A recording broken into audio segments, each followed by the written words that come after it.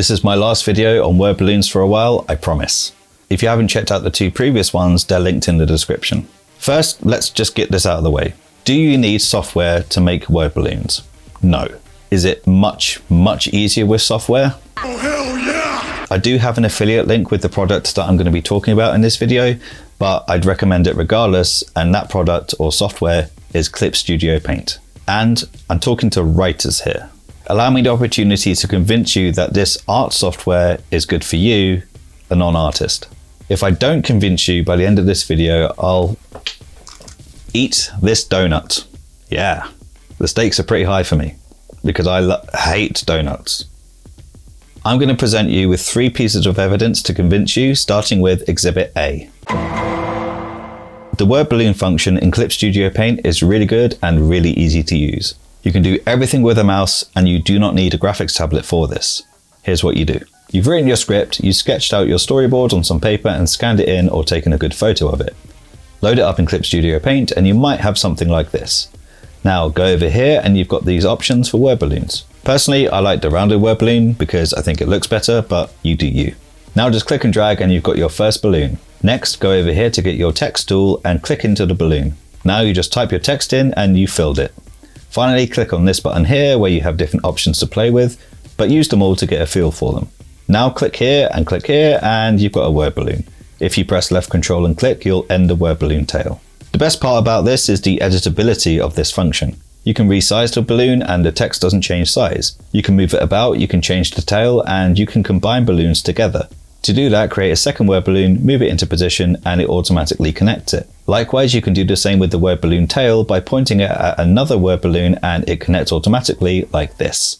And if you're feeling brave, you can adjust the shape of the balloon or tail by using these points here. This isn't meant to be a full-on tutorial, I just wanted to show you the functionality of this feature within this software. It will help you plan out your word balloons so much easier than just guessing and writing it by hand. Onto Exhibit B. Many comic artists use Clip Studio Paint. And if you're an artist watching this wondering whether to switch over from Photoshop or Krita to Clip Studio Paint, then I highly recommend it. And because so many artists use Clip Studio Paint, it's a lot easier to share files with them, especially if you're the one who's doing the lettering. The panel and frame tool is also really useful for making comics, which is why I and many other comic artists use it. Plus, a little cheeky bonus is that Clip Studio Paint also reads and saves Photoshop files, so you can just open those up and edit them without having to get an Adobe subscription. Always quite nice not to give Adobe money. I mean, I like Adobe, but also fuck Adobe. Final exhibit. I've already touched on this point, but I really want to hammer it home. Clip Studio Paint is as close to an all-in-one package as you can get for comics. I basically don't use any other software to create comics, and I also think it's better for writers than any other software that I've used. Bold statement, I know, but that's just my opinion. Now, if you're up for it, writers, get a cheap graphics tablet. No more than $50 will be absolutely fine for this. You don't have to get the expensive tech.